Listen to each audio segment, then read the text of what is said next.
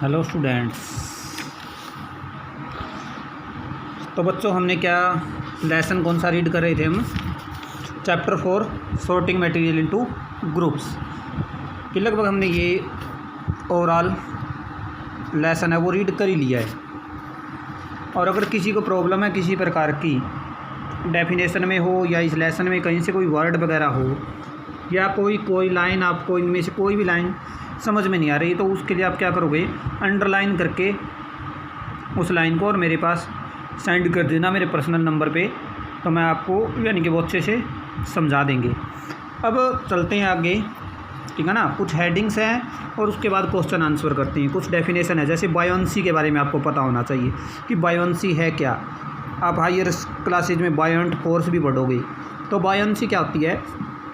The upward force applied by the fluid on the object or the body when object is put in or submerged in the fluid is termed as buoyancy।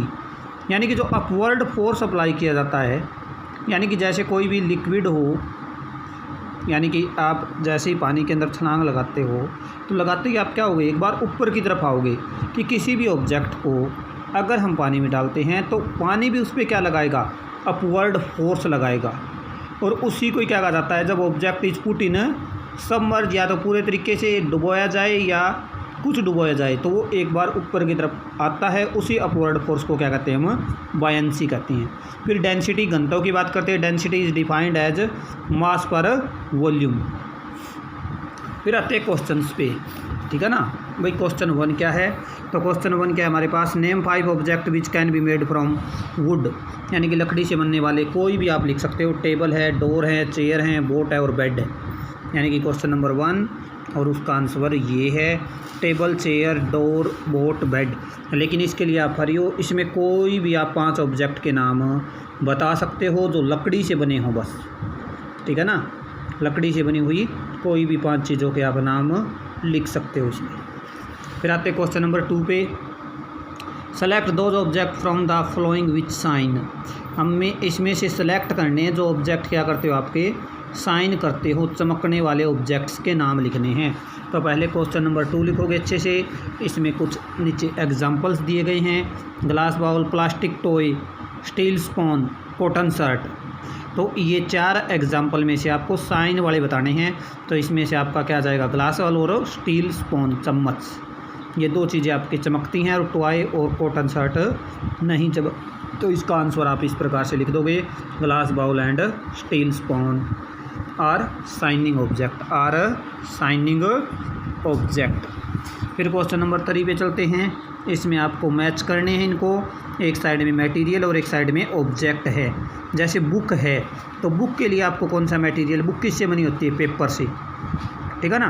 फिर tumbler यानी कि जो glass वगैरह है वो किसके बने होते हैं? शीशे से। और चेयर वुड, लकड़ी की हो सकती है। टॉय प्लास्टिक, टॉय खिलौने मोस्टली किसके होंगे? प्लास्टिक के। जैसे चेयर आज प्लास्टिक करोगे तो टॉय वुड से नहीं बन सकता, ठीक है ना। टॉय किससे आएगा? खिलौने प्लास्टिक के। और शूज लेदर, जो जूते हैं वो लेदर के। तो इस प्रकार मैच करना है आपको। Third question, question number 4। Whatever the statement given below are true और false. Stone is transparent while glass is opaque. ये कहता है कि स्टोन ट्रांसपेरेंट, पारदर्शी होता है। स्टोन के पत्थर के आर पार देख सकते हो, नहीं, फॉल्स हो जाएगी statement. A notebook has lustre while eraser does not. Notebook lustre चमकदार होती है, नहीं होती, तो ये भी क्या हो जाएगा, false. Chalk dissolve in water, chalk पानी में घुल नहीं सकता, ये कह रहा है घुल सकता है, तो ये भी क्या हो जाएगा, फॉल्स। तो 1 2 3 तीनों false. Fourth, a piece of wood float on water, ये ट्रू हो जाएगा, लकड़ी का टुकड़ा तैर सकता है। फिर आते हैं 5th पे। Sugar does not dissolve in water. तो शुगर तो आपकी क्या हो सकती है, पानी में, यानी कि चीनी है तो घुल सकती है, तो ये क्या हो जाएगा, false. Oil mix with water, नहीं भाई, ये कह रहा है कि पानी घुल सकता है, नहीं घुलता, कभी भी तेल है वो पानी के साथ नहीं घुलेगा, तो ये भी फॉल्स हो जाएगा। Sand settle down in water, तो मिट्टी तो तली में बैठ जाएगी पानी के, ये ट्रू है। विगेनर डिजॉल्व इन वाटर, ये भी ट्रू है, यानी कि जो आपका विगेनर है वो पानी के साथ क्या हो जाता है, घुल जाता है। Given below are the name of the some object and material. ये कुछ आपको वाटर हैं, बास्केटबॉल हैं, ऑरेंज है, शुगर है, ग्लोब हैं, ठीक है ना, एप्पल, अर्थन पिक्चर, ये दिए हुए हैं आपके कुछ एग्जांपल्स। इनके ग्रुप बनाने हैं तो दो पार्ट हैं, ए और बी। ए में भी 2 पार्ट हैं और बी में भी। तो राउंड शेप और अदर शेप, ईटेबल और नॉन ईटेबल। तो इसका आंसर आपको किस प्रकार से लिखना है? सबसे पहले आप बनाओगे राउंड शेप की हेडिंग। किसकी? राउंड शेप की। तो राउंड में बास्केटबॉल आ सकता है, गोल होती है, एप्पल भी आएगा, ऑरेंज, ग्लोब और गड़ा, ठीक है ना। ये चीज़ें आपकी किस में आ जाएंगी? राउंड शेप में। अदर शेप में क्या आ जाएगा? वाटर और शुगर। पानी और शुगर का क्या होता है? राउंड शेप नहीं होती। फिर बताना है आपको ईटेबल और नॉन ईटेबल, खाने योग्य और नहीं जिनको खाया जा सकता। तो ईटेबल में वाटर आ सकता है, आप पी सकते हो पानी को, orange, sugar and apple. Non edible में basketball, globe and earthen picture, ये आपके क्या जाएंगे? Non edible. फिर आते हैं क्वेश्चन नंबर 6 पे। List all items known by you that float on water, check and see if they will float on oil और कैरोसिन।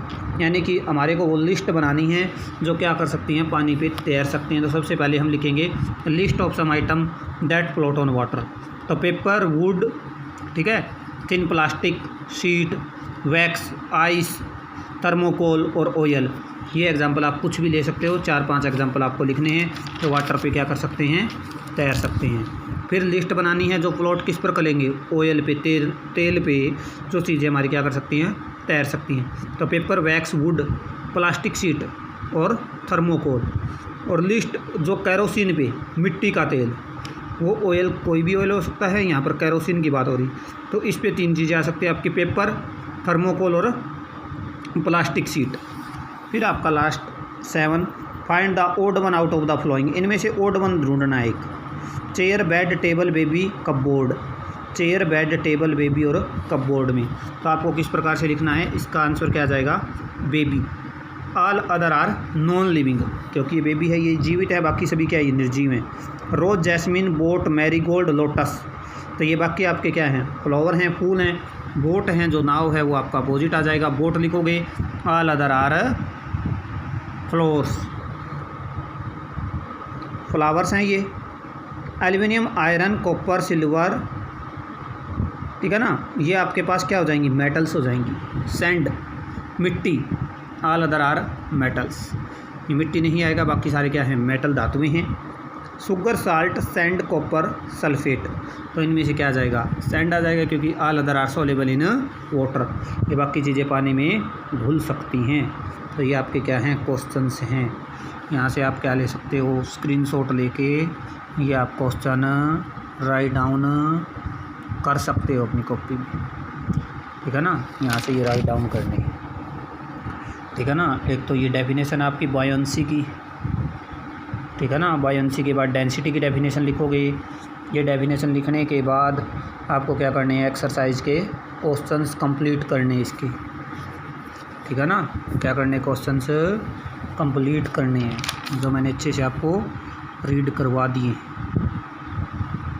Thank you.